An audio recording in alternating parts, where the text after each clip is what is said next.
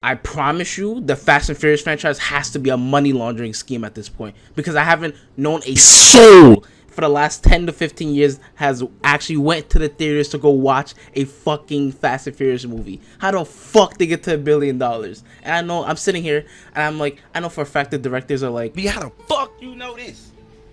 How? Hold on, bro. How you, I'm saying, how, like, talk to me, bro. You the police? Is you the FBI? CIA? What's your? because I haven't seen a single person go in and out of a movie theater for Fast and Furious in the last 10 to 15 years. And two, I've never heard a soul go like, so hey, you wanna watch that new Fast and Furious movie? Yeah, sure, that sounds fucking pretty good. It doesn't exist. I feel like I'm fucking in the Matrix. I'm fucking Neo. I'm unlocking all the fucking secrets and shit. I'm taking the red pill. Oh.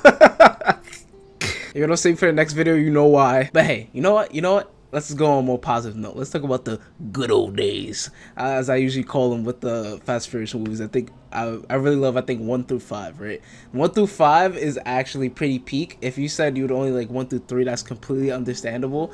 But like 1 through 5 to me, I was like, man, this might be one of my favorite franchises. I love this shit. This shit is, I'm eating it the fuck up like a fucking stupid ass fucking monkey that's been in a lab and doesn't know what the fuck is going on, but doesn't even realize this is his last end of days and his last end of meals. Wow, that got dark. Well, anyways, and honestly, the only reason why this came up and the only reason why I'm not even making a video about this at all is because me and my friends decided to go ahead and watch the first Fast and Furious movie, because I think one of them hasn't seen it.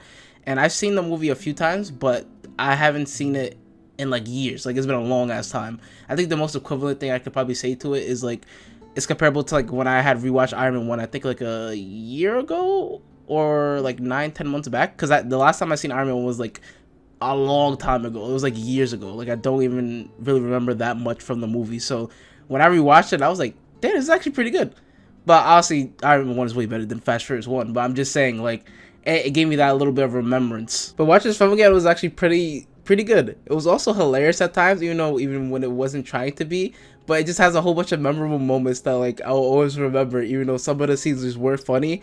But just like in the context of like what's going on, I think it's just fucking hilarious. Like the scene where Paul Walker's like, "Oh, I'm a cop. Yo, you have to tell me the information right now. I'm trying to save your brother." Are you serious right now, bro?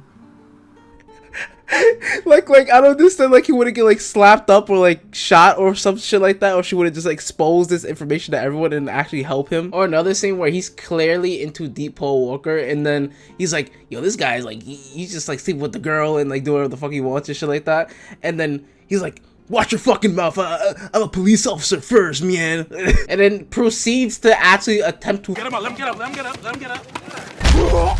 fight him in their little police base of operations. Like, what the fuck, Paul Walker? And just this last one I want to quickly explain is this last situation where this guy, he's trying to do a pink slip race. I think it's like near the end of the movie or the cases, or middle-ish to end-ish. But he tries to do a pink slip race, which is basically like you have to give up your car if you lose. And this guy's car was like his father's car, right? So he's like, yeah, I'm not gonna lose, I'm fine. They don't really have anything other than the engine, because they thought they knew all the specs of the opponent. Apparently this guy had like a super turbo CC 850 plus a 1,000,000% fucking car, engine inside his fucking car. And then he just like beats him, and then the guy's like, and just starts speeding off. He's like, no, get the hell out of here. That scene was so hilarious because he has to get off his car, and everyone's like, yo, where the fuck is he going? Like, he's just drifting away. He's like racing to the fucking ends of the earth to not give away his car. But he gets what's coming to him though. And can we actually talk for a second about how Toretto or Vin Diesel is actually doing a really good job at acting at this point in time?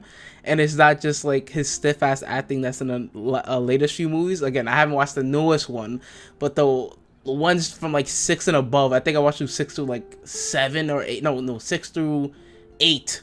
It was like just like a whole bunch of like stiff acting, and then it was like family. Like, what the fuck is going on? Like, I don't know what's happening at this point. And I will admit that the family stuff was there since the very beginning, but like, he doesn't have to say it. Like, it doesn't have to actually be said. You'd be like, you know what?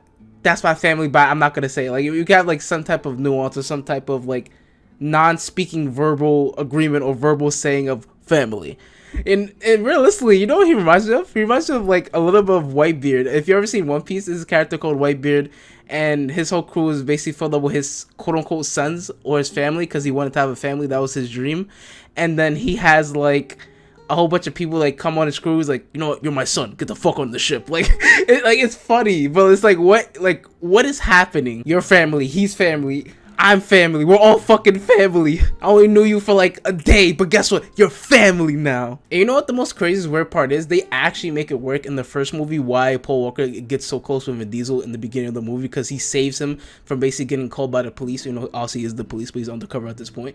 He actually saves him from the police, so and no one else actually comes back for him, or the people that he's been close with ever since like he was like a little boy has like went back for him or even tried to attempt to help him. They just went to the safe house and just waited for everyone to come back.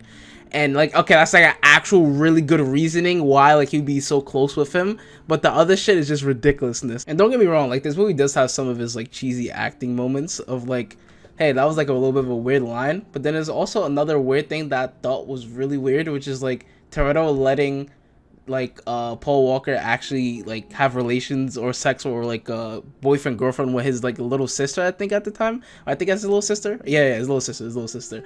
It's like yeah, especially with the information that they told before, like him having anger issues and also him like going on a mass murder spree or some shit like that. I would be thinking like he probably wouldn't want anyone next to his little sister. I don't think he'd be like too lenient on that, but I was like, okay, whatever, it is what it is. And another thing, curse this director, curse him, but not really at the same time, for giving my man's Paul Walker the iconic Skyline GT, because that's realistically that's where my fucking infatuation came with this car. When I was a small little boy, I was watching this movie probably for like the first or second time. I remember very small bits and pieces when I was a child, but I always remember that Skyline GT. That was always the one thing, the one car that I really, really wanted for like years. I can't even tell you realistically why. It was just like, it became like a impulse neuron brain activation for no goddamn reason. Oh yeah, and one more thing, by the way. Ja Rule's in this movie. Ja Rule, for some reason, is in this movie. He's canonically canon in this universe. Why Hector? It's too slow to make away with the money, man. Yo, what the fuck? Ja Rule's racist as hell. He also looks like a mole rat.